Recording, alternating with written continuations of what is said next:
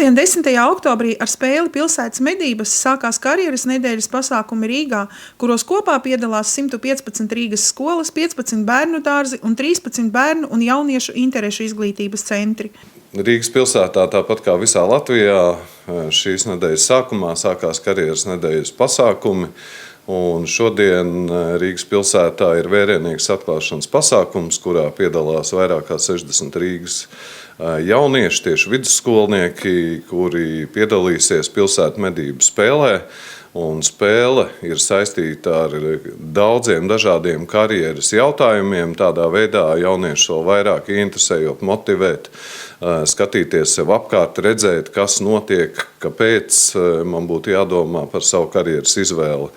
Ne tikai šīs nedēļas laikā, bet faktiski visa šī mēneša laikā un mācību gadu laikā būs ļoti daudz dažādas aktivitātes, kas jauniešiem tiks piedāvātas gan ar skolotāju konferenci, gan ar ļoti labu tādu ideju profesiju sīrupa konkursu, kas arī tiks organizēts. Tā kā pasākumu ir, būs un notiks. Šī gada karjeras nedēļas tēma ir Es būšu darba tirgū, kas aicina bērnus un jauniešus iepazīt mūsdienu darba tirgu un tā daudzveidību.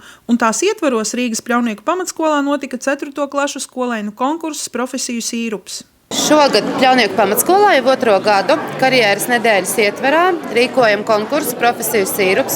Tā laikā skolniekiem, šobrīd tie ar 4. klasi, ir iespēja radoši darboties, uzzināt par profesijām, izvēlējāmies tās profesijas, kas ir ļoti aktuālas, arī patreiz pieprasītas Latvijas darba tirgū.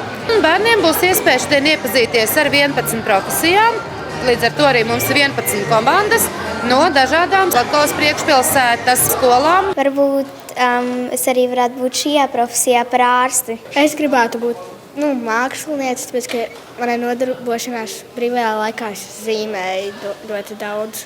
Es esmu domājis, bet es vēl īsti nezinu, tāpēc, ka profesijas ir ļoti daudz un ir ļoti grūti izvēlēties. Šodien būs ļoti interesanti paskatīties. Karjeras dienas ir labas, tāpēc, ka tu kādu profesiju jau gribētu, bet tu karjeras dienās kaut ko citu dzirdi un tu izvēlēsi citu profesiju uzreiz, kur tev ļoti iepatiksies.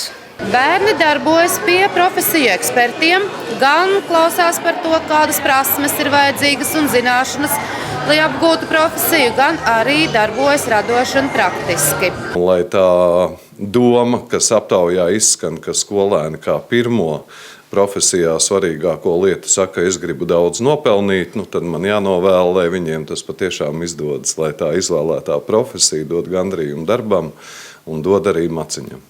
Karjeras nedēļas pasākumi ar konkursiem, spēlēm, semināriem, meistarklasēm, radošajām darbnīcām, ekskursijām, konferenci un tikšanos ar dažādu profesiju pārstāvjiem galvaspilsētā risināsies 2 nedēļas no 10. līdz 21. oktobrim.